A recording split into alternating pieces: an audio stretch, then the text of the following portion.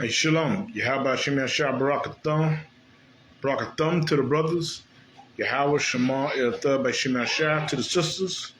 Captain of 10,000 Yagarwap doing Oklahoma law class. And man, good Lord. Man, what's happening in this place is lovely, you know. I was thinking about doing them, finish the class I started last week, and I started having technical difficulties. I was thinking about doing that same class. There was about a place of exercise. It was entitled "A Place of Exercise." About us joining the oppressor with the sports and everything, and the way the sports are really just a stranglehold on Israel. The way the boxing match, the boxing match came with Crawford and Spence, the way that came out, and just sports all around, the oppressor keeps us under control with sports. You know what I'm saying? But man, with that thing that happened in Alabama, good Lord, the pots are boiling. That's the title of this class. The pots are boiling. Good gracious. I mean, that was beautiful.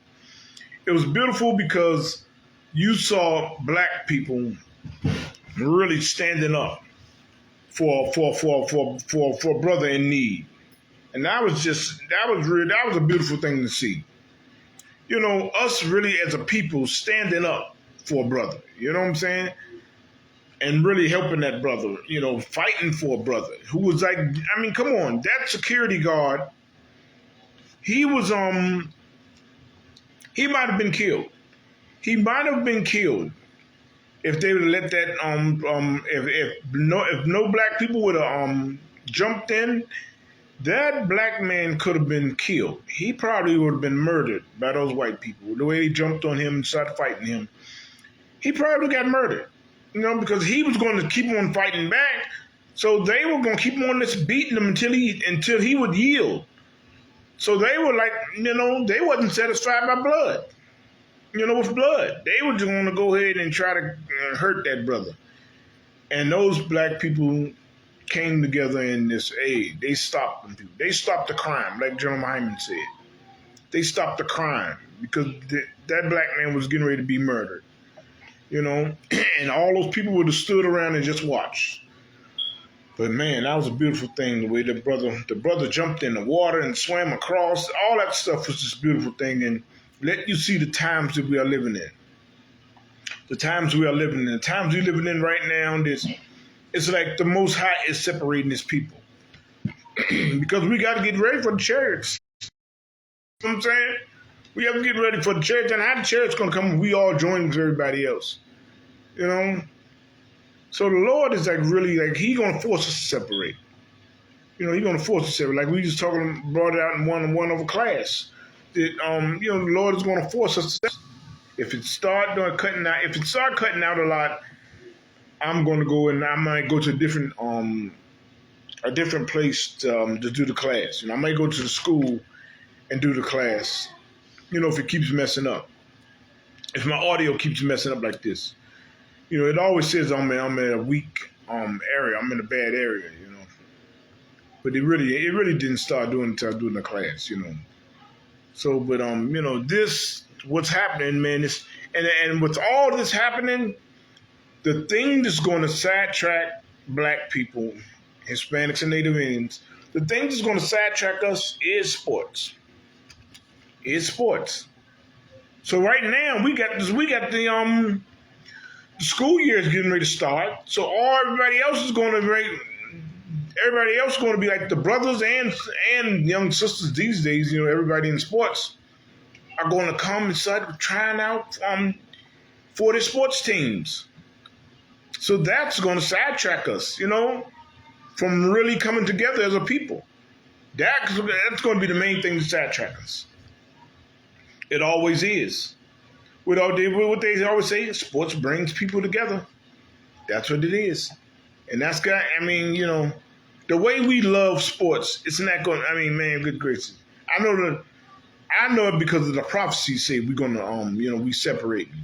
But boy, some of us are just so lost in it that we're going to just really just, they're not going to let a good game, they're not going to let us come together take them away from a good game or their team winning the championship, you know, or their friend winning a boxing match, or like, I mean, come on, man. Black people, we are, I mean, blacks, Hispanics, and Native Indians, we are those Israelites of the Bible. You know, and in the Bible, what did they do? They created a place of exercise. I'm going to First Maccabees in the Apocrypha.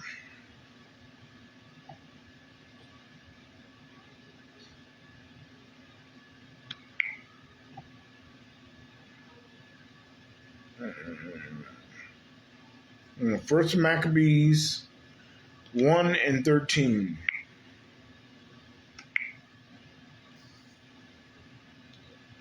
Now, First Maccabees 1:10 is First Maccabees 1 and 13. Let's see. Let's start. Matter of fact, yeah, let's start at 11.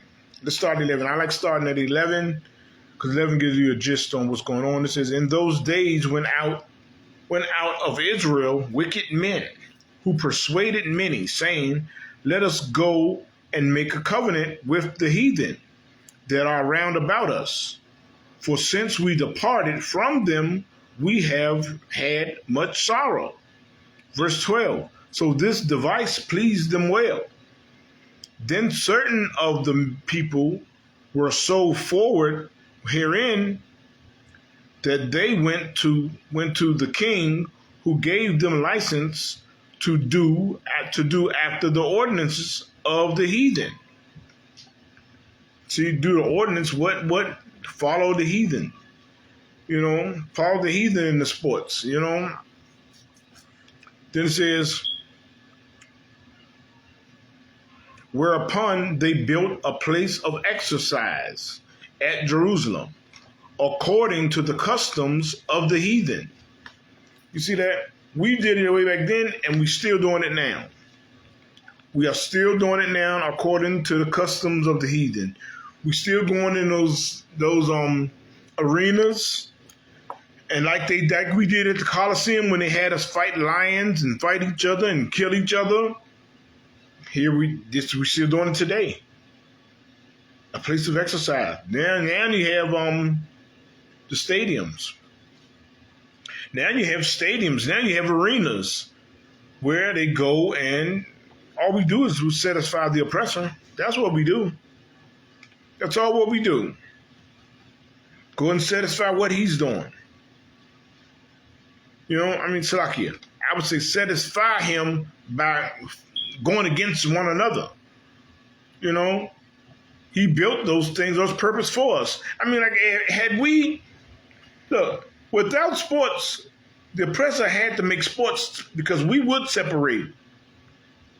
We would separate. We would, you know, we would separate from them. You know, sports was made for us to separate. You know, for them to separate us, you know. They had to, otherwise we would figure out a way to take his kingdom from him. We would figure out a way because, you know, that's what we are. That's how the people we are. We would take it from them. And that's where anybody is, you know. They want to win our own kingdom, have our own place. You know, that's what happened all down through times, you know. Other nations came in and took things from other nations. You know, so they gave us sports. They gave us sports, and here we are today. We love sports. We love sports, and it's all what we want to do. We want to go ahead and just be the sportsmen and sportswomen, and everything is sidetracked. I mean, sports is sidetracked us from what we need to do, and that's coming together as a people. You know, I mean, I'm really truly surprised that they showed it on the news. Because at first they wasn't showing it on the news. And then they just started showing it on the news. You know, they showed it on the news. They showed it on that morning show with Gail. Those disgusting coons really make me sick, you know, but they actually showed it on there. And I was surprised by that.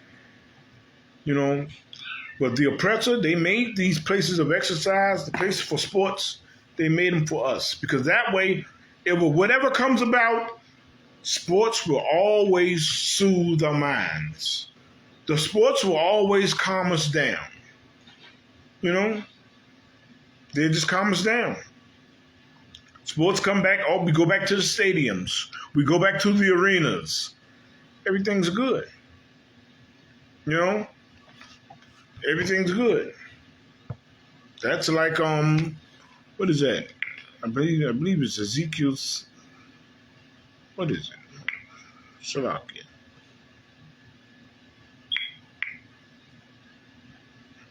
You know, but I believe it's one precept. I'm not thinking it's not coming to me now. The precept about, they just create things and give us things that we're happy with, and then next thing you know, we forget we get sidetracked from what our real goals are. Our real goals is becoming the people. You know, people be listening to the truth. People be listening to us in ISUPK. You know, they be listening and paying attention. But a nice game. A nice conversation. Who was better, Jordan or LeBron? You know, they got to keep those things going to destroy our minds. They got to keep those things going to destroy our minds because we so happy about sports and all our entertainment within itself. We are so happy with entertainment and being entertained, we don't understand it. We are the people that the oppressor want us to attain him. And we are the people, as long as we out there acting a fool, doing foolish things, we can never think about really joining one another. You know? We can't think about it. We can think. Then if we join with the oppressor tightly, like in Oklahoma, you join those black people wouldn't have seen that black man getting punished, getting beat up by those white people. But see, by us really loving one another, man, that was something. They came and fought for that black man, and saved that black man's life. Because it would have got worse if no black people would have jumped in. If those brothers and sisters wouldn't have ran over there, it would have got worse. Because the white people would have just came on and they would have tackled them and got them down and they would have just piled on.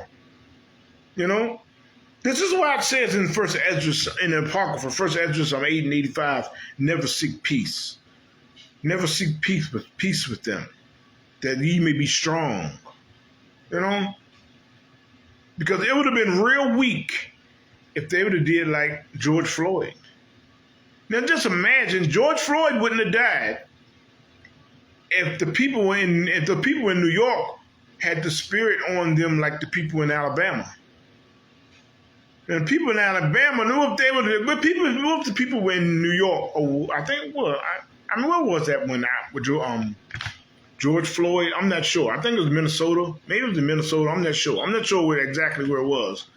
But, I guess I was thinking of the brother Eric Gardner when he was getting strangled. Either of these accounts where black people stood around while another black Hispanic person was dying, if all those people had the spirit on them like the black people in Alabama had.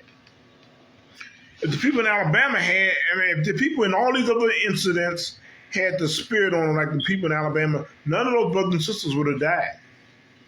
When it was a case like just being killed to death on the subway. If the black people would have jumped up and stomped that devil's head in and said, get off his neck. You killing him. Get off his neck. Stomp that devil's head in if he wouldn't have got off his neck. That brother would still be alive. That brother would still be alive. And George Floyd situation, when they was killing him and the cops was killing in the street, if instead of black people on the cell phone recording, they should have ran up and intervened. Hell, well, I go to jail. I'm not going to let you kill that brother. That's what the spirit should have been on them. I'm not going to let you kill that brother. You know, I'm not going to let you just see him. Your knees on his neck. The brother, he's choking. He's dying. You know? And push that cop off him. The cop would have had to shoot me. Now, we carry the spirit like that, we getting somewhere. You know? But to stand around and watch your brother or sister die, that's terrible. That's why I'm thankful that those brothers and sisters had the spirit on them in Alabama. That, hey, a brother's in need, they sitting there beating them, hey, let's go help that brother. You know? And what's going to distract us? I mean, come on, I can't say it enough. The thing that's going to distract us is sports coming back. Kids going to school, we're going back playing those slave games again, get all involved, mom and pops getting involved in all those sports and all us coming together. That's going to be the big distraction. You can't have a movement. We can't have a movement. Blacks, Hispanics, and Native Indians, the true nation of Israel, we can't have a movement because we're going to always include the oppressor. We're going to always and want them to walk with us. We don't need them. We have to separate. We have to be like Esdras 8 and 85. You know? First Esdras 8 and 85 in the Apocrypha, never seek to make peace with them. You know? We don't need their peace now. You know, we are people. We know who we are.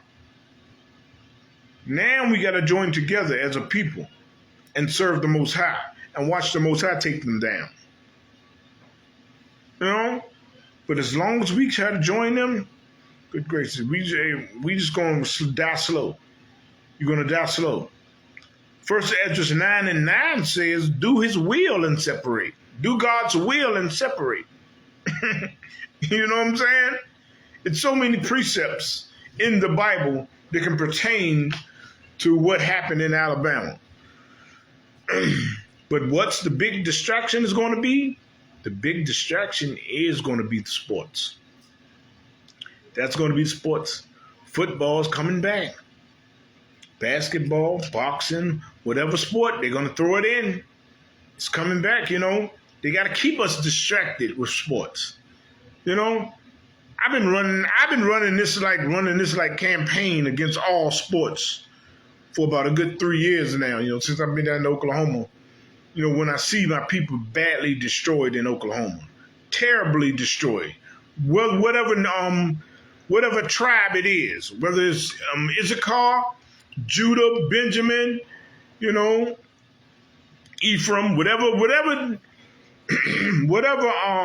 tribes are in Oklahoma, we are all destroyed and joined tightly with the oppressor. And it makes me sick down in Oklahoma. It really makes me sick. Watching the things that are happening in Oklahoma, it makes me sick. How badly we are tied together with the oppressor down in Oklahoma, it makes me sick. And I see it coming. Right now, like I said, what happened in Alabama, well, that was beautiful. That was beautiful because black people stood up for a brother I mean, come on. The brother, he's getting ready to be killed. Like I said before, he was getting ready to be murdered by those white people, but black people came together, man. The brother that swam across the water, that just took the cake, man. I mean, come on. He swam across to get to the other side to help his brother, man. You know? But I'm just warning black people, like, the big distraction that's coming, the big distraction is going to be these slave games, the sports arenas, the football, the basketball, the boxing. It's going to be sports, and that's going to bring us together with the oppressor. You know what I'm saying? I never could see it. I mean, come on, man. It's like, man, I would never see it in the world if I was still in the world. But when I come into the truth and I see the way I was joined with the oppressor in sports, good Lord. I mean, come on. Going to the Wizards games, in DC. Going to the Redskins games, you know what I'm saying? You can't help but be joined with them. Let's stop enjoying ourselves with the things they enjoy themselves with. Let's get to that point. Let's truly separate. Let's don't talk no smack about, oh, you all ready for the revolution and you all ready to to get up and get in. But when it comes to separating from sports, niggas don't want to do that. Niggas don't want to separate from entertainment. Brothers getting mad when I talk about Eminem. Eminem is a white rapper. He has no place in our heritage. I don't give a damn if he can rap. If you think you can rap, I don't think he can rap anyway. I get tired of his little whiny, little wussy voice anyway. I don't want to listen to no damn Eminem. You know what I'm saying? He has no place in our music or anything. You know what I'm saying? And you Negroes that don't like it, I don't give a damn. You know what I'm saying? You need to check yourself if you have a problem with what I'm saying. You know what I'm saying? It's terrible. Niggas getting mad because I say something about Eminem. Goddamn Eminem. He's a terrible rapper. He's a white rapper. He has no business in our heritage rapping and everything. I think no white man has any business in our heritage rapping, our heritage of rap. You know? But y'all see him standing there with those other rappers and stuff like that. Y'all say, okay, yeah, okay. Y'all ready to accept them. Black people, we so much of slaves. The white man don't have to steal our heritage. None of these heathens have to steal our heritage. You sorry Negroes will give it away. You know what I'm saying? This is why you love that old DJ Khaled and all him, that damn Arab. That's why you love him. Because you numbered a bunch of suckers, a bunch of slaves. That's what you are. You know? And that's how destroyed we are as a people. You know? That's how destroyed we are as a people. We love, other nations. That's who we are. We love other nations. And we ready to join everybody. We want to join everybody. So we really don't really care about our heritage. That's why you love Eminem. Negroes get mad when I talk about Eminem. You know what I'm saying? I'm always going to talk about Eminem because he's a sorry white rapper. He's a white rapper. Like I said before, I don't care if he can rap. Even though I don't think he can rap because he's white. I don't want to even listen to him. How dare him to come into our heritage and say, oh, this and that and this, that. Oh, I had it hard too. I'm a white boy. I had it hard too. And if you're white and you had it hard like black people, you just failed at being white. That's what you did. You failed at being white. You're a failure. You failed at being white. You know what I'm saying? It's your kingdom. You mean tell me you had it hard too? You just failed at being white. But this is the big distraction that's going to happen. The brothers and sisters in Alabama came and helped. That was so, man. I get goosebumps every time I watch it. I get goosebumps seeing that brother swim across the water. I mean, good gracious, seeing the brother swim across the water, I get goosebumps. Watching black people come and help a brother who's getting ready to be murdered by these white people. Seeing that type of thing, man, that was amazing. But the big distraction that's coming is sports. Come on, the kids are going back, like I said before, kids are going back to school. You got the soccer moms, you got basketball, you got football.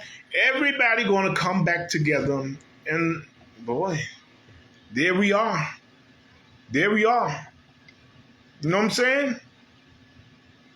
We got to really watch ourselves. You know what I'm saying? Because it says in the Bible, they built a place of exercise. That's what I just read. They built a place of exercise. They have to have those type of things to soothe our little destroyed slave minds. If every Negro started getting up saying, hey, man, that's right what they did in Alabama. Hispanics, like I said, Hispanics come in, they start saying, yeah, that's right. That's the way we got to roll. Native Indians all of a sudden come, we got to roll, we got to roll like that. That's the way we got to be. gracious, this is the end of the oppressor's kingdom. His kingdom is dead. It's gone. So they can't bring a whole lot about it. They can't say a whole lot about it, because, Gail and them, they said a little bit about it. They ain't say much. They said a little bit about it, you know what I'm saying? Enough that the white people can chime in on it too and say, yes, that wasn't right and this and that, whatever, about the security guard, of course, But the truly thing is us coming together as a people, standing up for one another. That was the beauty of the whole situation, But they're going to rely on sports. You wait. You just wait and see. It's going to be somebody saying, let's stand up. Watching one of these football games. All right, let's stand and sing the national anthem.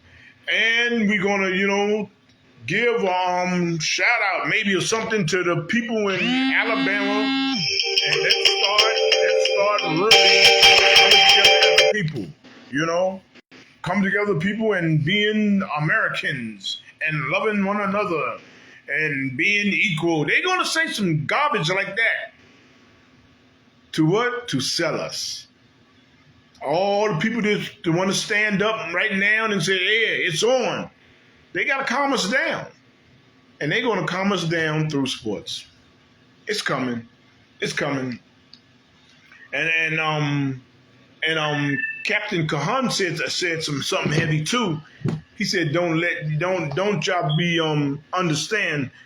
Look out. He was saying, I forget what he actually said, but he was just saying that look out for the oppressor to really try to do things to you, to try to harm you right now. You know what I'm saying?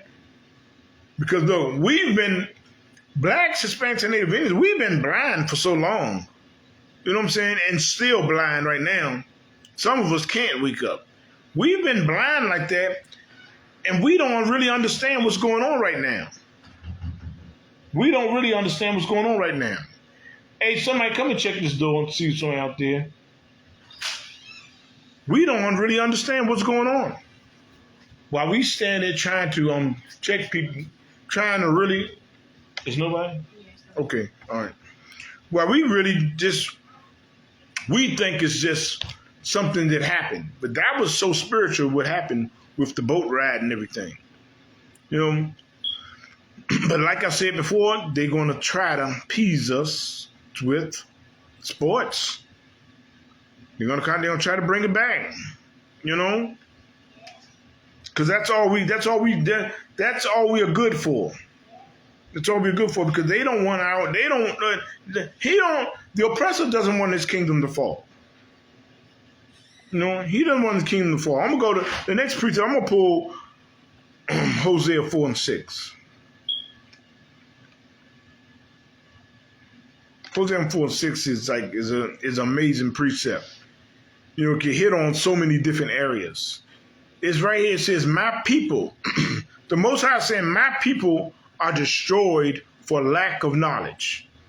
Because thou hast rejected knowledge, I will also reject thee, that thou shalt be no priest to me, seeing thou hast forgotten the law of thy God. I will also forget thy children. That is just so heavy, what the Most High is bringing out right there. That we are destroyed for the lack of knowledge. We are destroyed for the lack of knowledge. We don't know who we are. We don't know that we got to come together as a people. We don't understand the thing that was done to us when we came over here on slave ships. We don't understand it all we got to do is serve the Most High, and the Most High will fight for us. That's the knowledge that we don't understand. We don't understand it. This Bible is all about us from Genesis to Revelations. It's about us. That's the knowledge that we don't even have. Although we have the Bible. We go to church every Sunday with the same Bible that has all the solutions we need to survive in the kingdom that we are in this sinful kingdom. But we don't know it. We don't know it because we are fooled with the religion of Christianity.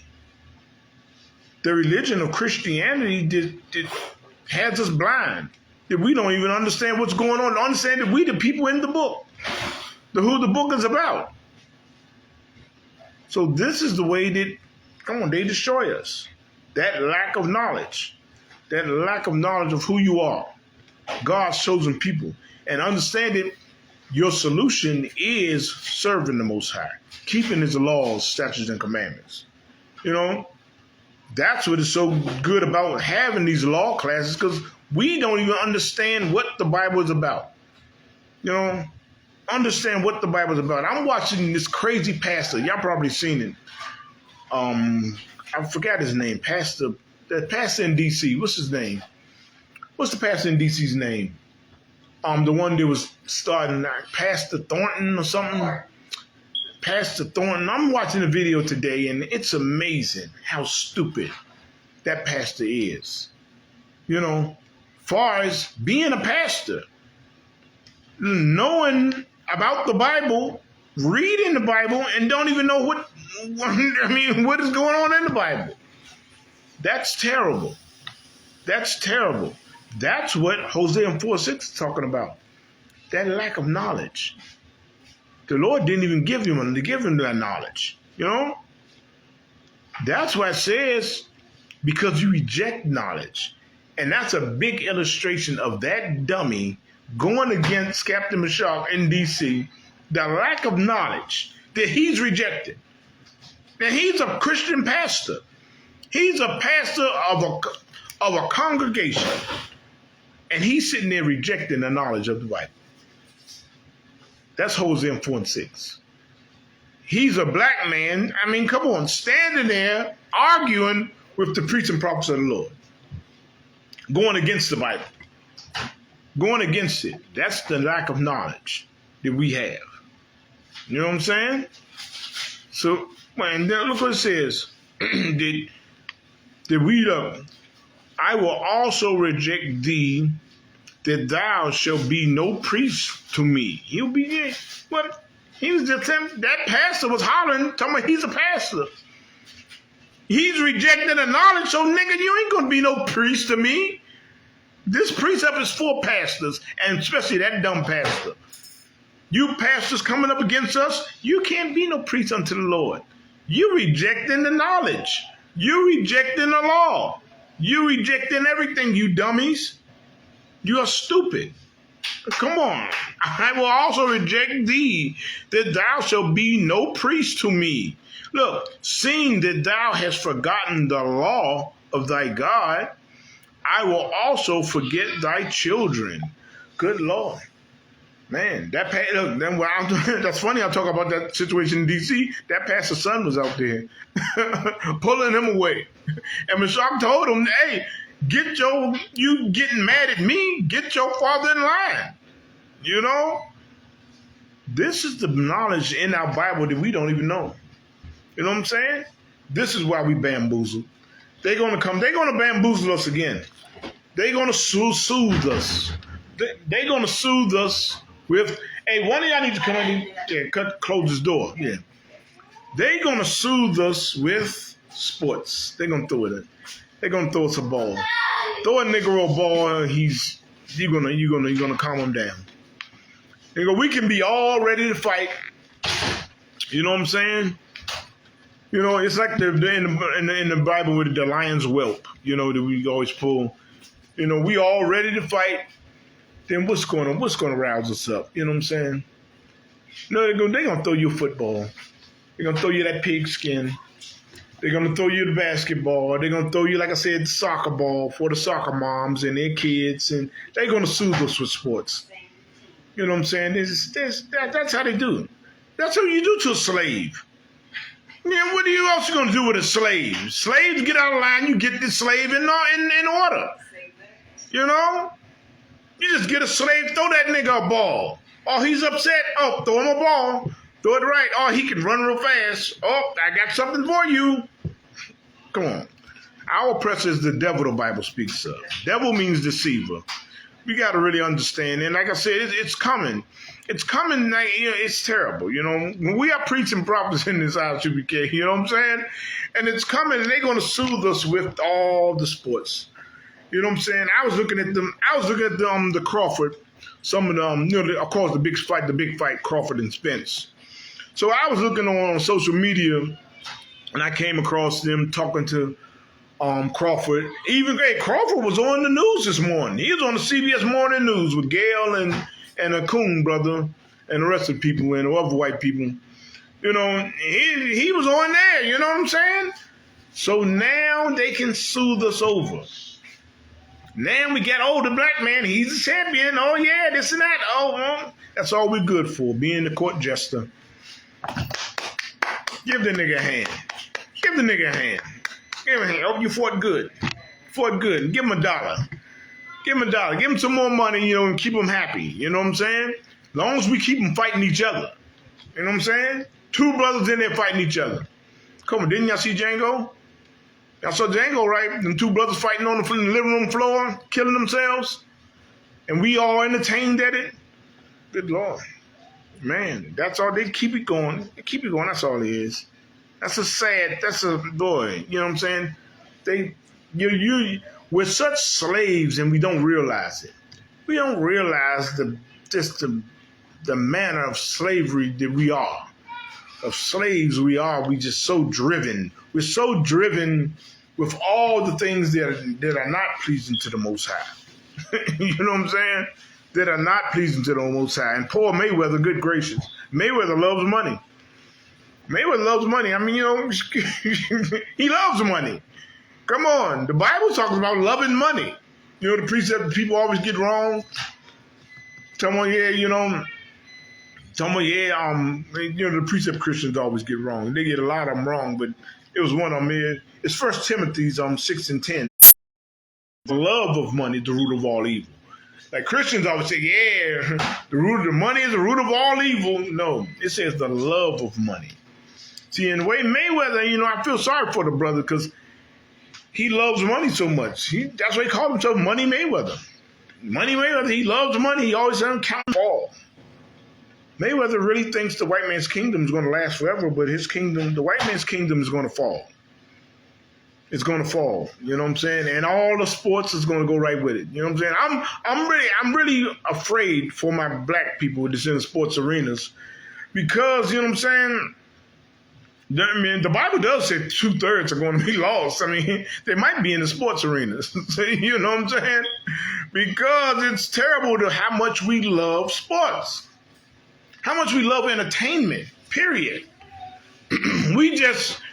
Long as we singing, long as we throwing the ball, long as we performing and acting, as long as we partaking in the white man's world, we don't have no time for really serving the Lord and really come together as a people, keeping his laws, statutes, and commandments, because you're so busy want to please the white man. You're so busy trying to live like the oppressor. You know? I mean, good gracious. Let's go to Matthew 6:24.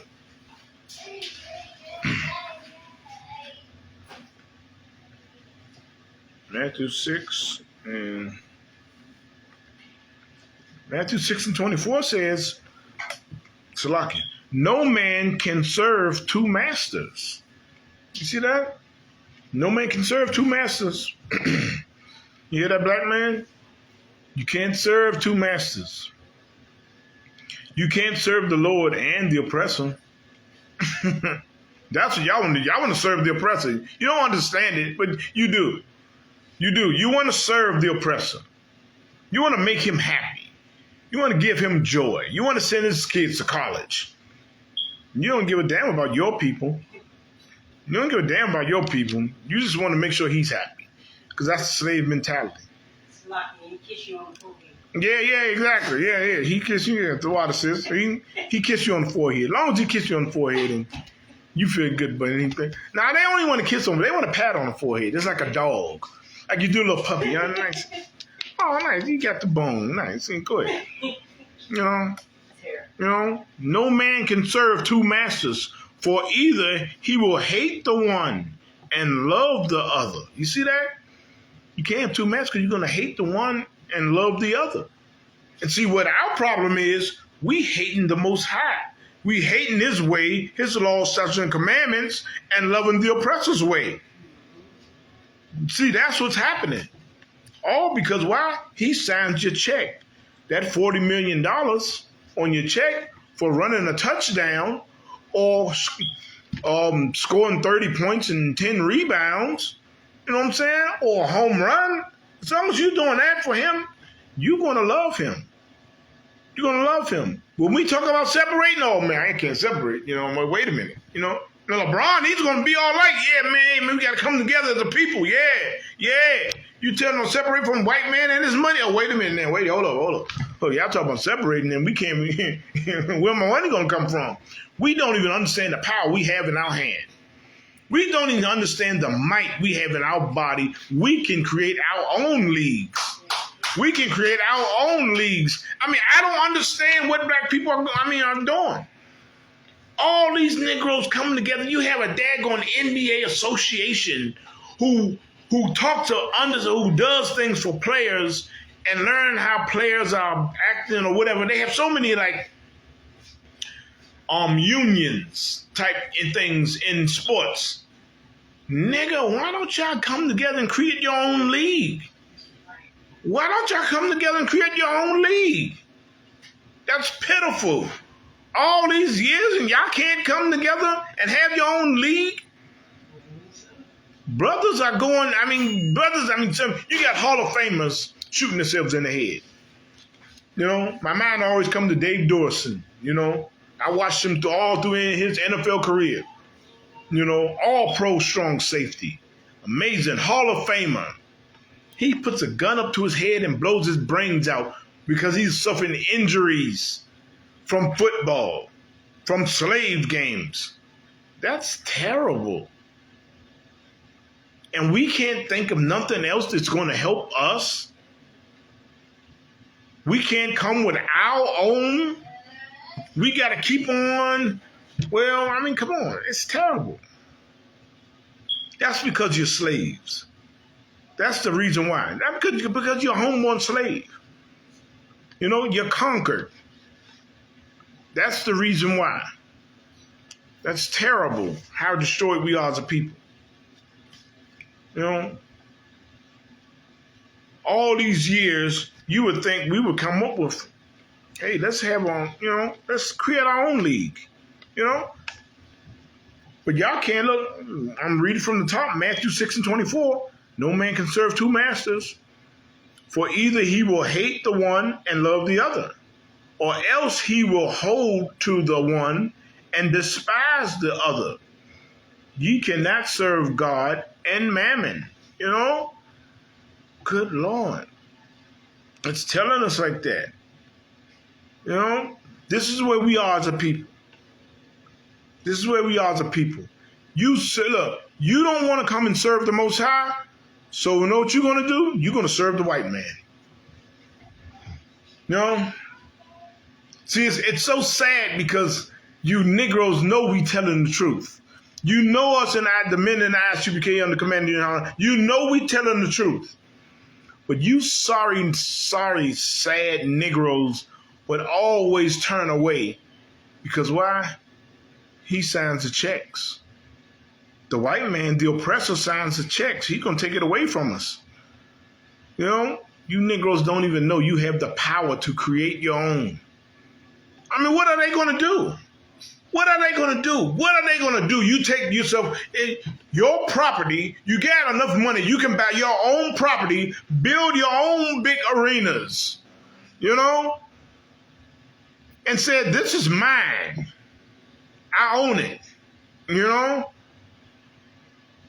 and create your own stuff. You can do it. But when you're afraid of the oppressor and when you serve him, you're so busy being a slave and want to satisfy him, and you can't see it. You never can see it. So that's why you will always serve the oppressor. You will serve the oppressor until the chariots come. You will serve the oppressor till the chariots come. You know what I'm saying? So, and it's sad. I pray for brothers like Mayweather to really get his eyes open to the truth, because that's the only thing that's going to save the brother and it's going to help the brother. Because right now he thinks in his little crazy slave mind that he's going to get on top of the white man and or at least rub shoulders with the white man. You're not going to do a damn thing with the white man. He's going to find a way to cut you down. Because one reason, because the Lord ain't with you.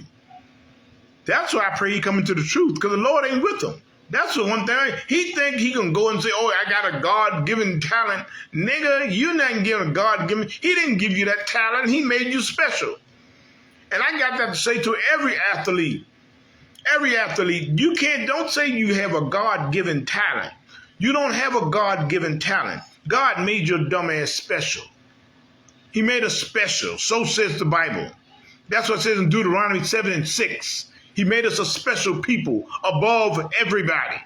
That means whatever you set your mind to do, and strive for it, you're going to do it. You're going to do it. You're going to achieve it. You're going to achieve it. It's just some brothers go and they do it and they achieve it. And Lord allow they achieve it. But far as him making, I got this kid growing up, let's gather the angels and I'm going to make him a superstar boxer. I'm going to make him a superstar football player. I'm going to make him the best slam dunker in the man. Get the hell out of here. Lord not coming like that. They don't deal with that type of foolishness. So don't say that God gave you that talent. You know what I'm saying? It's just you're special. You're special people. We are all special people. Of course, everybody can't do it and everybody won't do it. You know what I'm saying? But you achieve those measures in life because you're special. Because you're special. And Lord, for some reason, he allowed you to do it. But we are special. We got to understand it. It doesn't stop there. It doesn't stop there. You have a responsibility. You have an obligation to love your people. If you're Black, Hispanic, and Native Indian, you have an obligation to love your people. Love your people and, care after your people. Take care of your people once you get those riches. Don't be like so many other stars and entertainers who turn away from Black people and move away. That's what they want you to do. They want you to move away. Move away from Black people. Because why? You're supposed to be better. You're supposed to be better. Look, if you have any sense about yourself or any smarts, they want you to move away from Black people. Instead of staying there and helping the Black people, they want you to move away from Black people. They feel like if you're smart, if you have anything about you, any type of qualities about you, you don't belong with Black people. Well, poor Black people, I would say. You don't belong with poor Black people. You need to be a better place. And that's the way they handle it. I'm going to tell you that. It's so crazy. My sister Kamala told me about when the white man the inspector came to in the projects. See, we were born in Anacostia, Washington, D.C., in the projects in D.C. So when we were kids, we were trying to move uptown. We're trying to move uptown, move a house in the uptown in Washington, D.C., to Northwest. So the inspector came to our apartment, to the projects in Southeast, came to inspect our apartment that we were living in, And this was like, I believe I was a baby then. I was a baby, and my little brother wasn't born, so it was 6 of us. 6 kids. Mother and father had 6 kids, so living in an apartment. I don't even know how many rooms it was, but living in an apartment. So the white inspector came in to look at what type of people we are. So my mother went to college and everything, and for interior decorating. So my mother could decorate anything. My mother could we always looked like we had a whole lot of money, but we didn't, But my mother was so good in decorating and keeping us clean and stuff like that. So the white man walked in our place, and Kamala said she followed him. Kamala was about 6 years old. Kamala said she followed him and was watching him. She was like, listen to everything he said. And she said that he looked and said, he looked around and he just went to the bedroom and he told my mother, we got to get you people out of this place. Like, we got to get you people, like, you some black people that have some few qualities that you don't belong with poor black people. We got to put you somewhere else, closer to white people. You know what I'm saying? So that's the craziness, the way they try to control us. He said, you people, we got to get you people out of here. You know what I'm saying? So then we were able to move uptown, Washington, D.C., to a house. You know, that was big enough for my mother and father and 6 kids, to 7, because my little brother wasn't born in 73. But it's like, that's the way they think about us. That's the way they think. They try to control our lives. But we can't get too high. They don't want you to get too high. They got to keep you at a distance. You know? They got to keep you at a distance. This is why we got to understand this. We have to separate from them. This is why it's in the Bible telling us that, they have a perpetual hatred for us. In Ezekiel 35:5. They have a perpetual hatred for us. It's never going to be right with us and them. Because things like what happened in Alabama, they're going to always happen. They're going to always happen. They're going to keep on happening. It's never going to get good. And one day, black and whites, we're going to hold together like Martin Luther King's foolish dream. It's never going to happen. Because we're going to always have conflict like that. And the white man is always going to help the white man. You know what I'm saying? You had white people run from nowhere. Wait a minute. They know this black man works as a security man or whatever he does. He had the uniform on, the black shorts and the shirt and the hat.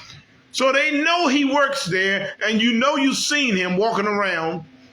But they're going to immediately come and jump on him. I mean, where's the respect? For a man that worked there, it should have been like, hey, wait a minute, what's going on? Hey, y'all guys don't have to fight. If they were truthfully really wanted to hold order, but they didn't. They are righteous people. They ran out there and jumped on the black man's back, jumped on him, and they got him down and started beating on him.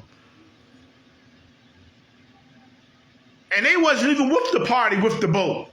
They started beating on him. I mean, come on, man. You people, I really feel and I pray for blacks, Hispanics, and Native Indians. The ones that really want to join and think this everything is one day it's going to be okay. It's not. This is why Christ got to come. This is why the Most High got to send Christ to deliver us. You know what I'm saying? Because this beast that we are under, he's not going to never stop. He's not going to never stop.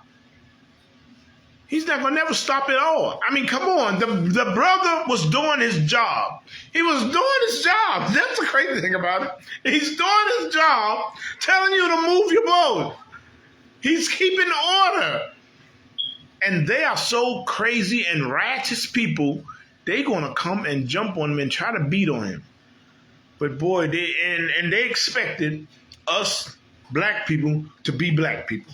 The way we were they expected us to be like the Martin Luther King type. Just get hit in the head and hit with rocks and everything and just turn our head and just no. They really they wanted to go and beat on that guy and wail on him and beat him to a pulp. And like I said, they would have murdered him. The man's 64 years old. They would have murdered him. They're sitting there punching them. They would have murdered that black man. But boy, did those brothers come and sisters. Good gracious, the sisters came. I loved it. The sisters was kicking. I saw sisters holding their purse and kicking with their feet. Good gracious, that was wonderful. That was wonderful to see. I mean, they were like they were getting it in. That's what you're supposed to do. I mean, that's what you're supposed to do as a people. And see, that's what's happening right now. The Lord is pouring his spirit out. Like the Bible says, he's pouring his spirit out. Now we are seeing more black people are waking up. That's why I feel sorry for you if you're black, Hispanic, and Native Indian, and you're not seeing. You're not seeing the truth. Because when the Lord pours Spirit out, He's going to get a number of people that He's going to have to be rescued with the chariots and going to understand this truth and fall out of the world. He has a number. Now, if you're one of the people that just can't see it, and why can't we just get along? Now we can't just get together. And if you're one of those people, I pray for you. Good Lord. Because the Lord is going, the way things happen, it's going to come. It's going to come where we're going to be together and Christ is going to be here. Don't wait till you see the chariots over your head and then say, oh, now we're going to come together. It's going to be too late. It's going to be too late. You know, these are times we are living in, man. But we got to understand it as a people. We are those people. You know, we are those people. So now the next precept I'm going to go to, let me go to Psalms. Let me see, verse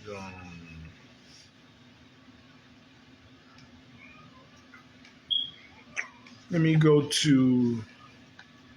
Psalms 147 and 19. Yeah, that's one.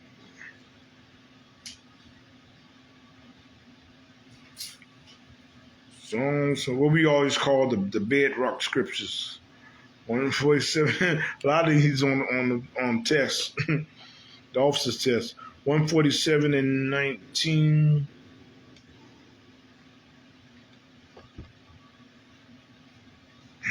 And this is these are precepts to let you know that the Bible is only for us, and we have to come together as a people. You know, 147 and 19 said, "He showeth His word unto Jacob. He showeth His word unto Jacob, His statutes and His judgments unto Israel." Unto Israel, that's us, everybody. He hath not dealt so with any nation. He has not dealt so with any nation. You know? So don't let your pastor tell you that God loves everybody. He loves every nation on the earth and salvation is for everybody. It's not. He has not dealt so with any nation. You know? Look, check this out though. And as for His judgments, they have not known them. Praise ye the Lord. They have not known them. You see, that's what's with us. That goes back to Hosea 4:6 that I pulled earlier. The lack of knowledge. We don't understand the judgments. You don't understand the Lord will punish you for your sins.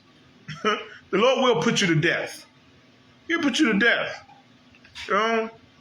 It's not like something like like Christianity says, I accept Jesus as my Lord and Savior. Okay, like Christ is just sitting there. He's a little lamb. Just come here, accept me. Please accept me. That's what Christianity have you think. You know, you accept him. You come in and you accept him, and everything's good now. I mean, come on.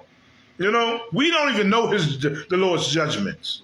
We don't even know how He will kill us. We don't know that He put us in slavery. He put us there. He put us on the slave ships. That's right. You know? That's right. That was His judgments. He put us there. You know? But the beautiful thing about it all is He has our solution, a way out.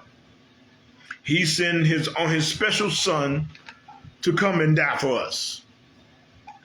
With a perfect with no sins, born just the way we were born in the hood, just the same way, no excuses, born the same way, and He had to die a sinner. He had to die like a sinner. When He didn't commit no sins. He was sinless, but yet He had to die like a sinner just to save us. That in itself should make you, come on. That's the whole reason right there. You know, only for us. Only for us. This is why we have laws, statutes, and commandments. Come on, the oppressor, he's not under no laws. You know, the pork can be the other white meat for him. You know, it is the other white meat for him. He can eat it all. You know, but you can't. He can eat all the ham, the pork ribs, and everything.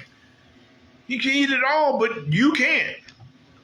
He can eat all the catfish he wants to eat, but you can't. You know? These laws are for us. It says, as his judgments, we don't know them. This is why we die. This is why we die. This is why you have black people in nursing homes with one leg and some with both of their legs amputated, and stuff like that. Because they tore up the crawfish and the catfish and all the pork. They consumed it all. Their whole life. Because the pastor told them that, hey, that's no. The law's done away with. The law's done away with. You know what I'm saying? He nailed it to the cross. Nailed it to the cross. Now Big Mama getting her leg cut off. Huh? I mean, come on. We got to understand what this Bible is for us. And only for us. You know? And that's why, what happened in Alabama was a beautiful thing. That was a beautiful thing, just seeing those brothers and sisters, man. It's like I said, man, when I see it, I get goosebumps, man. You get adrenaline rush, when the brothers swam across the water, I mean, you wanted him to get to the other side so fast. You was like rooting for him, like it was Olympics. He was swimming, we was like, get there. That one lady that was filming, she was like, get over there, boy, get over there, boy, get over there, boy. We wanted him to get there so fast, because it was just in him to go help his brother. It was just in him to help. He seen a black man getting beat by these white people. He was going to get over there and help him. Man, so like I said, it took him for a long time to get over there. I was like, come on, man, help him get over there. Get up on there, Man, that's us. Go ahead. Mm-hmm. So why did you get that kind of feeling? Yeah. Like we never win? Exactly. And we never see our people helping each other? Exactly. That's every point. That's every point what Sister just said. You know what I'm saying? Because we never win. Yeah. We never win. We watching the brother get beat to death all the time and standing around with a damn cell phone. Saying, hey, not saying nothing. Not helping them. We saying them filming the crap. George Floyd. But seeing that brother, come on, man. I saw brothers on the top. You can see brothers on the top thing, looking and running, looking and running, getting to it. Yes. Boy, that's just, man, I'm breaking up from sweat right now. I'm sweating right now because just seeing that. That was a beautiful thing, man.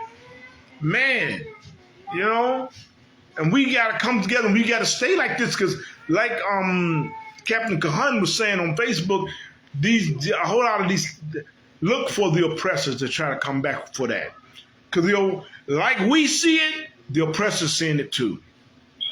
The oppressor's seeing it too. This is why it's for you black man, Hispanic, Native Indian, for us to come together and serve the Most High. This is why we have these law classes because we got to keep these laws. We got to keep these laws. Because when we keep the Lord's laws, we're going to do greater things like that, helping one another. You know what I'm saying? We're going to care and give a damn about our people. And we're not going to stand around while some oppressor kill our brother or sister. You know what I'm saying? And the beautiful thing about it being in this truth, the Lord is going to be with you.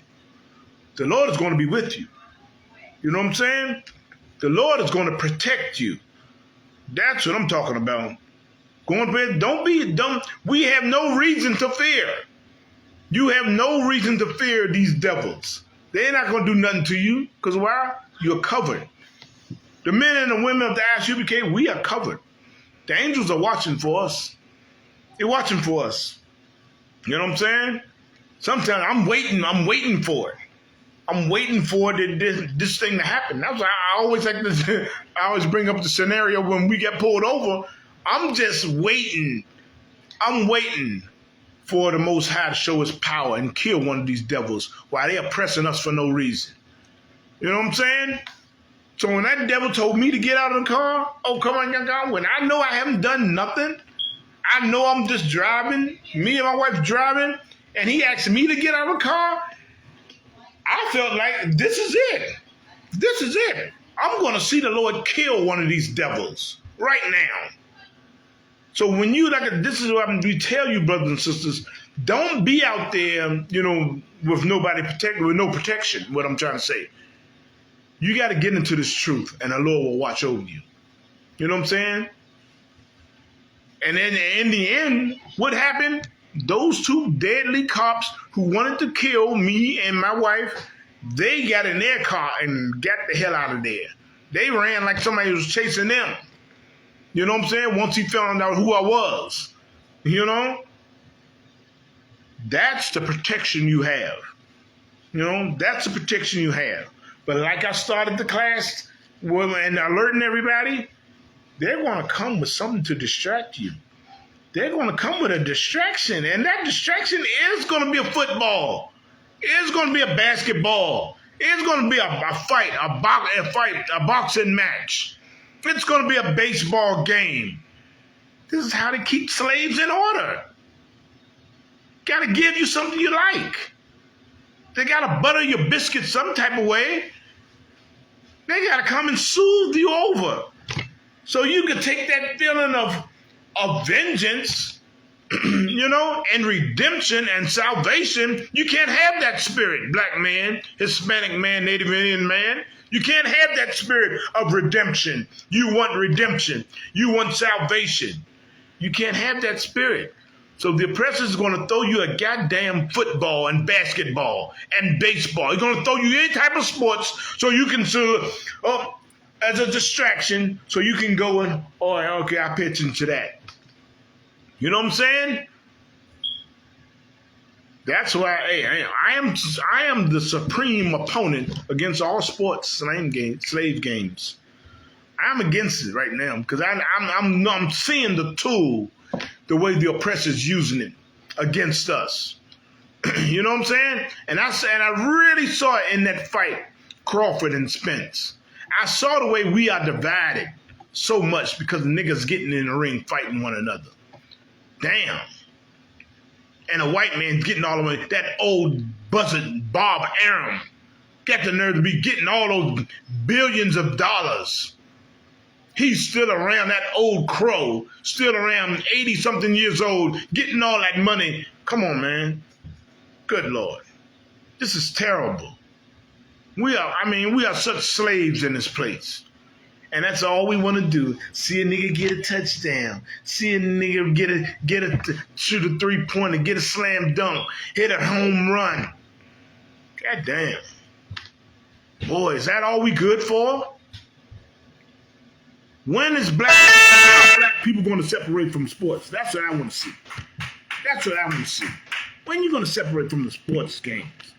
When is a black man going to turn off the damn TV and not watch the Super Bowl? Do that. When are we going to do that? Are we really ready for salvation? Do we really want to see Christ come and rule? We start doing things like that, hey, Christ will be here tomorrow. We start doing things like that, hey man, we don't watch no sports no more. I don't give a damn about a basketball game. I don't give a damn about the NBA playoffs. I don't give a damn about the Super Bowl. I don't give a damn about nothing what's going on with the oppressor. As long as he likes it, I'd hate it. We start having a spirit like that, Christ will be here tomorrow. But he can't do it because here they are. Here are the sports. Here they are. Get track and field, get niggas running their track and field. I'm watching track and field, all the stuff is on YouTube, So a lot of times I click past it and I watch our women half naked. Their butt cheeks are out running down the thing. I mean, it's like, damn, they really got us. They really got us in a bind that we worship these sports. We worship these sports. It's terrible, man. And you think about the things that you did wrong. I mean, until I came into the truth, I carried a burden on myself that I was wrong for these stinking Italians. Lou Duva, the Duvas, anybody know about something about, the Duvas, the Duvers, they were big time back in the day, you know, really, really like hell. Lou Duver's dead, Dan Duver's dead, and I think the only person living is Dino Duver, and he's a cokehead anyway. Devo Duver and then the daughter, I think, and I'm quite sure they're Italian, so I'm quite sure they got bigger families, but you know, this dirty look. The Duvers, they had Pernell Whitaker and Mildred Taylor, Vander Holyfield. They had a whole lot of amateur fighters from that Olympic team in '84. So the Duvers had me. They wanted to take a look at me. They remember I had a record of 7-0 as a professional. So they had me come to their camp, and I was going to spar with Pernell Whitaker. When Pernell Whitaker was like world champion, I mean, he was the world champion then. So I sparred with Pernell Whitaker, and they was like, damn, they liked me and everything, and they were going to sign me to a contract. So this is how it's done in boxing. They sign you to a contract, and then next thing you know, you fighting on those cards, the undercards and everything. They build you up record. The next thing you know, you get a title shot, you know, and stuff, and you be the one, you be the top dog. So that's how boxing goes. So I was like, man, I'm in, you know, I'm in. Then dude would call me, talk to me alone, say, yeah, and we think you got a lot of talent, you know, we definitely think you're going to have a good future, you know what I'm saying? So we're going to talk about a contract and everything. So I'm just like, I'm feeling good. I'm elated, you know, yes, you know what I'm saying? So it came to the day of the fight day because Pernell Whitaker was fighting Buddy McGirt in New York. So we had trained for a month in Houston, Texas. Then we flew up to New York. The day of the fight, Dan Duver. Now, a lot of you probably heard me tell the story before, but I really got to really just let you know that this white man's a devil. You know, Dan Duver ran the Duver's promotions. I forget, what is it? Main events. Dan Duver ran main events. So Dan Duver, you had top people in boxing. In those days, it was the Duvers, the Italians. You had the Goosens, those Irish. And you had Don King, you had Bob Arum, he's Jewish, and you had little other people around there doing it. So, well, Dan Duver, he thought he was a tough guy. You know, some big head, real big waterhead, large. So he thought he was a tough guy. So he stood around the day of the fight. We was in a hotel. I have a main events t-shirt on, sweatshirt on. So as I'm standing there with the other brothers, I'm carrying on conversation with brother. Dan Duver was standing there with a few of them. He really thought he was a mob boss, you know. You could tell it. So he's standing around with a couple of little big old men standing around. So he just looking at everybody. He's looking in the hotel just. And then he looked over there and I'm talking to a brother. Then I noticed he was like looking right at me, right? Then he go look at me like I'm supposed to say something. Then he looked right at me like really disrespectful. So in the street, that's a nigga, he mugging you. Nigga, hey, nigga, you mug me, I'm gonna mug you back. I mug nigga back, man. Crack a back, you know? And from then, they send me home. I got no contract.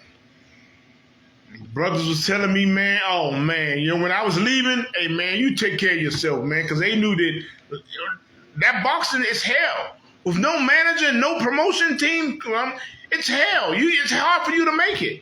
So the brothers was like, man, you take care of yourself, man, you know, this and that, you know, because shit, I ain't got no contract. They sent me home. They sent me home because I was, you know what? I wasn't a good old boy. You had to be a good old boy or you had to have a gold medal. See, with Pernell Whitaker, Mildred Taylor, Vander Holyfield, they had gold medals. They had medals. They had pedigree from boxing. Raul Marquez, they had pedigree from amateur boxing, you know? Of course, I had pedigree from amateur. I went overseas and fought and stuff like that, but still, I wasn't big as those guys. So what? They send me home. They send me home, you know what I'm saying? And then I had to struggle like hell, you know? And still almost made it. But I had a dirty Amalekite that I'm not even going to say his name because he's such of a weasel. He would try to sue me for slander if I mention his name. But people in the boxing world know who the hell he is. This dirty Amalekite, Jewish piece of SH. I hooked up with him, and he just messed me over in the long run, and really did. I had a big fight with him and Mildred. I had a big fight with Mildred Taylor, and Mildred Taylor was shot. He went to the drug house. Matter of fact, Mildred Taylor went to the ISUPK. At the same time I was getting ready to fight him, he went to the ISUPK. Mm-hmm. So what happened was the Amalekite came to me and said, because I fought on the same card with Mildred Taylor. So the Amalekite came and said, yeah, okay, we got this. I got this fight. You're gonna fight Mildred Taylor in the Blue Horizon. I was good. I was gonna fight him in Philadelphia. He's from Philadelphia. I was gonna fight him at the Blue Horizon. Hey, it's gonna be a big shot for me because when I whoop Mildred Taylor's ass, now I'm gonna get some notoriety, just like Frankie Randall did. Cause see, Frankie Randall, he beat Chapo, the brother they call Chapo, the Puerto Rican brother, Edwin Rosario. Now, Frankie Randall beat Edwin Rosario, and then he got a shot at Julio Cesar Chavez, and he gave Julio Cesar Chavez his first loss. After Julio Cesar Chavez was 90-0. 90-0. Freddie Randall got a shot at Julio Cesar Chavez because he beat a washed-up Edwin Rosario. So that was the track that I was taking. I'm going to whoop Mildred Taylor's ass, and I'm going to get a big shot like that. So you know what this Jewish piece of SH did? He set me up, and he got one of his Jewish guys, fighter, to fight Mildred Taylor. He called me on the phone and said, listen, Vincent, I'm going to tell you, it's not going to happen. It's not going to happen.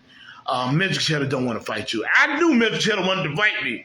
I knew it. You know what I'm saying? The fighter in him wanted to fight. You know what I'm saying? But he felt he can beat me. But I knew that nigga was shot. He looked like some total garbage. I said, I'm gonna knock this nigga out because he was shot. He was a shot fighter. So you know what happened? They got the Jewish guy to fight Mildred Taylor. His name was something Ski. Y'all can look it up maybe. Mildred Taylor fought some dude named Ski with a ski on the back of his name. And he beat Mildred Taylor in Blue Horizon. A Mildred fighter, he beat Mildred Taylor, and then he went and fought Buddy McGirt on CBS Sports. Then he got a shot at Fernando Vargas on HBO. Huh? No, he got his ass whooped by Fernando Vargas. He got his ass whooped by this Jewish guy I'm not even down. I'm gonna say his name. Who this Amalekite sold me out for. He sold me out for that Jewish piece of SH, and that Jewish piece of SH got knocked out by Fernando Vargas on HBO. You know what I'm saying? So, and it's like, boy, here they are. This is what they do. This is what they do. You know what I'm saying? And this is what happened when you join the oppressor. You know what I'm saying? When you join the oppressor. And look, those wounds wasn't healed until I came to the ISUPK. I was carrying around, and I thank the Lord for being with me because I was carrying around and I felt I might have killed somebody. I wouldn't have committed suicide because, I love myself too much. I wouldn't, that's out. But I was kind of in a psychotic nature in my mind. I was kind of psychotic that if somebody fucked with me in the wrong way, I would have killed them. I would have put somebody to death because I almost did it I got fired from jobs because brothers was like, I wouldn't talk. I just say, what's up? And that's it. It was one brother who was on the slavery with me. He said, hey, man, don't mess with that nigga when he not talking. He said, he not talking because I had an outburst with a supervisor that I cussed the supervisor out so bad, and everybody was looking like, because I was the type of person in the world, I really didn't talk. I came in, did my job, and got out. And plus it was younger guys that was younger than me. So at that time, I was like 29 years old. It was younger guys like 23, 25, And boy, So when I did that, I got a lot of jobs I got fired. I got fired from because I would have outbursts. You know what I'm saying? And those wounds from my boxing career didn't heal until I came to ISUPK. And it was amazing because it was like, I was like, dang, you know, because I blame myself. I blame myself for what IUIC, what IUIC say was a nigger. Act like a nigger. I must have blamed myself for acting like a nigga. I must have been, because I said I should have. When Dan Duva mugged me and totally disrespected me, I shouldn't have acted like, I should have been more professional. That's what I was saying to myself. I should have went over and said, hey, you know, hey, I'm Vince Thompson, you know, hey, I'm this, that. And he would have been like, hey, you know, hey, my dad told me about you. Hey, man, we're going to do this and we're going to do that. That's how I'm supposed to act. I'm supposed to do that, and that's how I'm supposed to win. But when he mugged me, I mugged him back. Like, fuck don't you know? But, so, yeah. But the Lord had something else planned for you. That's right. That's right. You got that fighting. That's right. Against the oppressor. That's right. And that's what it was for. Yeah. That's what it was for. Most High Christ. That's what it was for. Yeah. You know, because I was coming like, I blamed myself so many years that I was just, why didn't I do it? Because the hard time I was having, like I said, and I really almost made it anyway. Mm-hmm. But the hard time where I didn't make it, I was blaming myself. Right. Because I act like a dang unprofessional nigga, and I didn't bow down to him. That's what really was the thing. I didn't bow down to the white man when he totally disrespected me. Right. So I was like, I should have just went on and just did, you know, act like a professional with really being a coon, you know, being a coon. You want to agree with the enemy so you can get paid. Yeah, exactly. So I was just like, man, I was beating myself down for it. You know, so many nights I was just, oh man. Well, man, I came into the truth. Yeah, I came into the truth, and the Lord, the Lord healed that wound. Yes. He healed those wounds, and this is why that I had all that block food. This is why I behaved in that manner. Mm-hmm. This is why I act that way, because the Lord had me to do this. That's right. The Lord said, no, you're going to be a priest. You ain't going to be no damn fighter. You're going to be a priest. You're going to be a priest. Yeah, exactly. Yeah, you're going to fight another way. And look, and check this out. When I came into when I got my Hebrew name, mm-hmm. Joe Muhammad said, now, hey, you gave me my Hebrew name, you know, and told me what it means. I mean, Yagarwap means the Lord's fist. That's what Yagarwap means. You know what I'm saying? So when Joe Muhammad gave me my Hebrew name, he said, now, Yagarwap was a fighter in the world. You know what I'm saying? And he said, boy, do we have a fight for him now. You know what I'm saying? So, man, that was just like, man, you know, it was something, because like everything, like all the things in the world that I held against myself, man, it was healed. I was healed. And that's what this truth does. It heals you. We have so many brothers and sisters have so many wounds coming into the truth. They have so many wounds coming into the truth. We have so many hang-ups and things wrong with us, man. And this truth heals us. That's right. And that's what the truth healed me. That's right. It healed me. You know what I'm saying? And so it was like a beautiful thing that happened. You know what I'm saying? Yeah. You know? Okay, now I'm going to pull Jeremiah. I'm going to pull Jeremiah 29 and 11. It says, for I know the thoughts that I think toward you, saith the Lord. Thoughts of peace and not of evil, to give you an expected end. Man, to give you an expected end. Man, that's heavy. Yeah. That's heavy, yeah. It's lucky. He thought about you. Yeah. You wouldn't think about yourself. Yeah, exactly. Exactly. And getting you out of a situation. Yeah. He said, I got an expected end for you. I didn't want you to go that way, so I brought you that's heavy. Way. That's heavy. An expected end. That's heavy, yeah. Yeah, you know. Yeah, and I didn't expect this end. I didn't expect it, you know what I'm saying? I didn't even know what I wanted, you know what I'm saying? I wanted to be world champion. I wanted to fight, man, you know? But man, and that's why brothers, a lot of these brothers in the school, that's why a lot of y'all be asking me about boxing, because y'all think that of course, like when you have a past like that in boxing, it's like you it stays with you. But coming into the truth, it's a whole different ball game. That person died. That person I was in the world, he had to die, so Yagarwap had to be born. He had to die so Captain Yagarwap can live. He had to die, so that's why I don't have that interest. I don't have the interest at all. You know what I'm saying? And I think the Lord that my son don't have that interest in it. You know what I'm saying? I think the Lord that he really don't. I talked to my son yesterday, you know what I'm saying? And I was getting ready to ask him, son, you ever think about going into boxing, Because like I said, years ago he did box. And Joshua was sharp. He was one of brothers used to tell me, because I didn't go to the same gym he did. He used to go with his father-in-law, and his grandfather, his grandfather, So he used to go there with his grandfather, his mother's father. So Rock used to tell me, he said, man, Joshua trained from the time I get there to the time I leave. And Rock was one of those old cats to go to the gym and stay there the whole day. Go in early in the morning, get breakfast, leave out, get lunch, come back and stay there and come back. And they come back home around about 9 or 10 o'clock at night. So Rock Sims was one of those, that was my father-in-law, my former father-in-law. And he used to go and do things like that.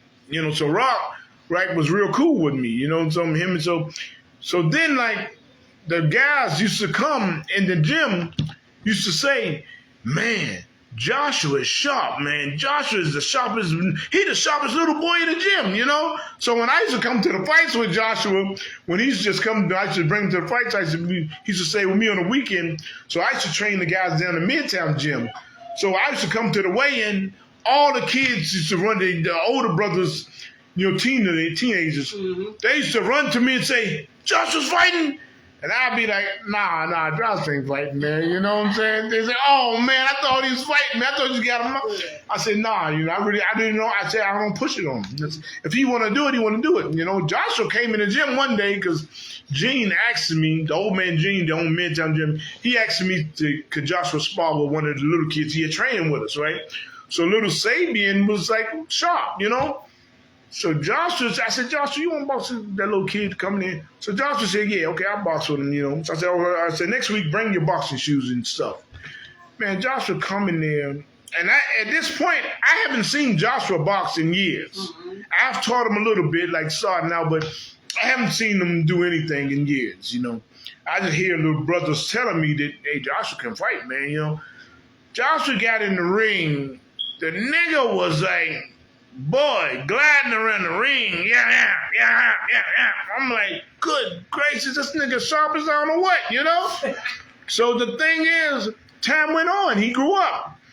And I'm thankful that he didn't go and do it. I don't want him to do it. I have nothing but pain from boxing, what I went through. You know what I'm saying? Like, you know what I'm saying? But that, you know what I'm saying? No, not like Bully Jackson. No, not like Bully Jackson. I wasn't taking a beating. My pain was, why the hell didn't I get the shot? My pain was, I could have been a champion just like them fake dudes I see fighting about these days. Why in the world could I get a shot?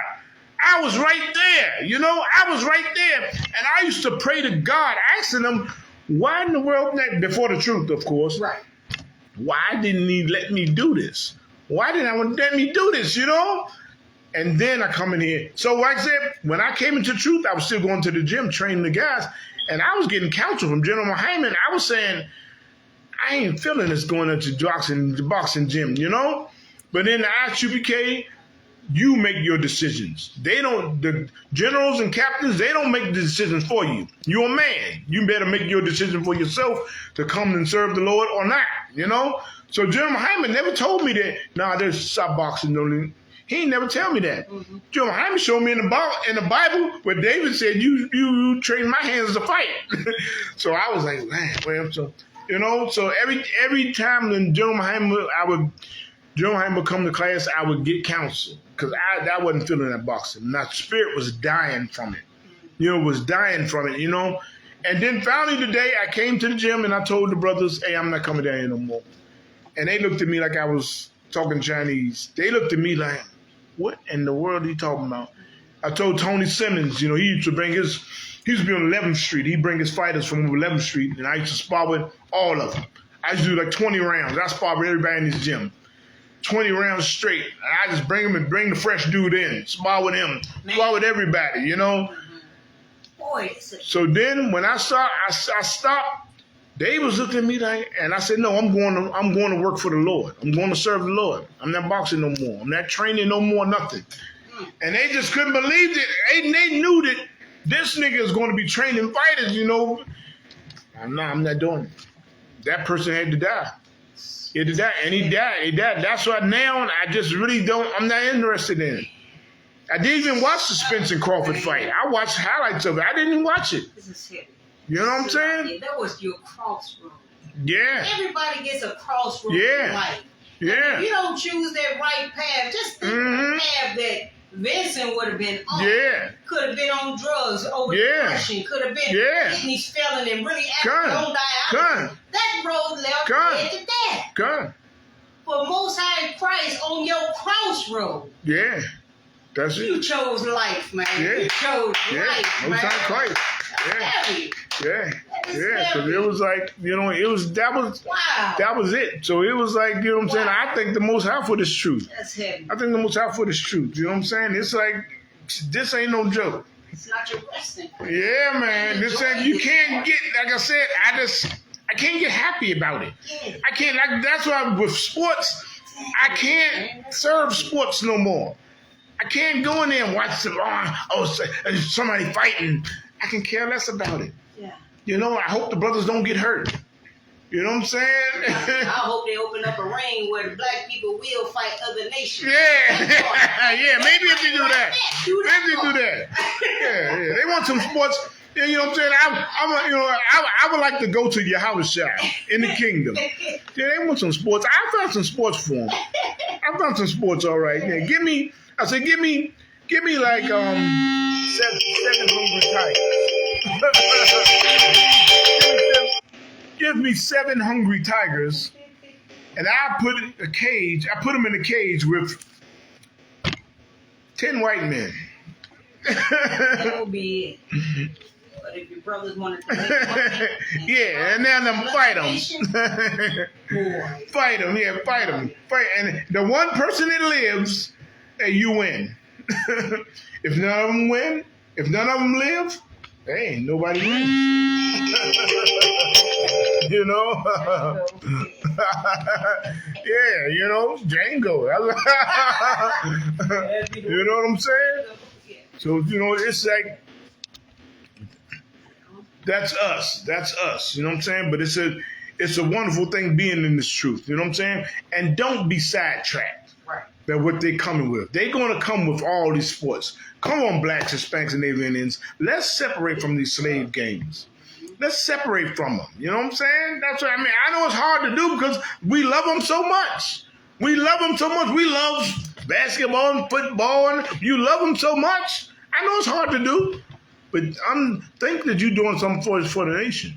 You're doing something for the Lord. You know what I'm saying? Because your mind is so tied up in it. Mm-hmm. You can't focus on the truth. So your mind's so tied up in it. The next game, the next fight, the next game, the next fight. Come on, man. When you gonna be like to the point where I don't care about that. I ain't watching that. You know what I'm saying? Yeah, you losing the love for it. So black man, Hispanic man, Native Indian man, hey, these laws are for us. Just for us. You know what I'm saying?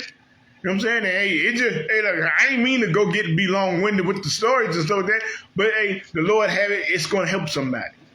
It's going to help somebody. It's going to help a lot of you people out there. It's going to help a lot of people. It's a person in the same predicament I'm in. It's the brothers and sisters that, hey man, the Lord is calling you up in this truth right now. You know what I'm saying? Some things that you didn't forgive yourself for. Your only repentance is coming into the truth. You know what I'm saying? And your only Salakia, your only healing is the truth. Your only healing is the truth. You know what I'm saying? And now I'm thanking the Most High that I'm healed from that. I'm healed from that because, like I said, it was things that, man, I would have hurt somebody because it was a mental. It was mental that's come back to me all the time. You know, like the oppressor always say in his movies, you know, and when it's all dark and the demons come, oh, when it's dark and the demons come, boy, it was, man, Satan used to know how to, dang, man, if you would have only did this, if you would have only did that, dang, you'll mess up. You be effing up. You be effing up. How many brothers told me that over the years? Dad, you effing up, man. You be effing up, man. You effing up, man. And I used to say, I know. I know I'm F up. I know. Man, I think for Most High in Christ, man. And I ISUPK Commander Junior Honor. You know what I'm saying? You know, get in there and pay your tithes, you know. Pay your tithes. Come into this truth. So, let me grab these. Pay your tithes and come into this truth, man. You know what I'm saying? Time is short. Time is short, and we don't know how short this time is. You know? We don't know how short this time is. You know what I'm saying? And what's happening now? Good Lord. Boy, it's scary. It's scary if you're not in the truth. It's scary what's happening now, you know what I'm saying? Because the oppressor is going to show his ugly face. He's going to show his face. He's going to be real evil to us. You know what I'm saying? Just because of what's happening right now. And plus, the Lord is doing it. See, that's what you got to understand. The Lord is turning this thing. You know what I'm saying? And for us not to, for you not to hear it, you know what I'm saying? The Lord is doing everything. He got your eyes blind to you don't want to hear it. He got some of us that Yahawadah Christ want to chop your head off. He got some of us that won't even get it. That's in the Bible too. How many times we brought that out? Where Christ don't even want you to get it. You know what I'm saying? Boy, man. And with that, I'm in this class. It's that read security announcements. We got the ISUPK out of 1 West 125th Street, Harlem, New York. Rule for new brother and sister. When a new brother and sister comes into the school, they are off limits for 6 months. They are here to share themselves of the world. They are to be saluted only. If they need transportation, the teacher will arrange it. After the 6 months, if a brother or sister has an interest in a particular person, he or she must get permission from the head to court for a period of 6 months. After the 6 months, they will be permitted to marry. Tithes, which is a commandment, Numbers 18 and 21, and Malachi 3 and 8 through 10. Ma'asharah, which means 10th in Hebrew, give to the Treasury Department or the teacher. Priest fund, free will offering, not mandatory, just whatever amount you want to give. Check your bulletin board in all your ISUPK schools and ISUPK.com for all the upcoming holy convocations. If a brother wants to be a trooper in the school, to start wearing all black, shirt, pants, boots, and headpiece. It's a majum, which means stand. I'm going to salute everybody out.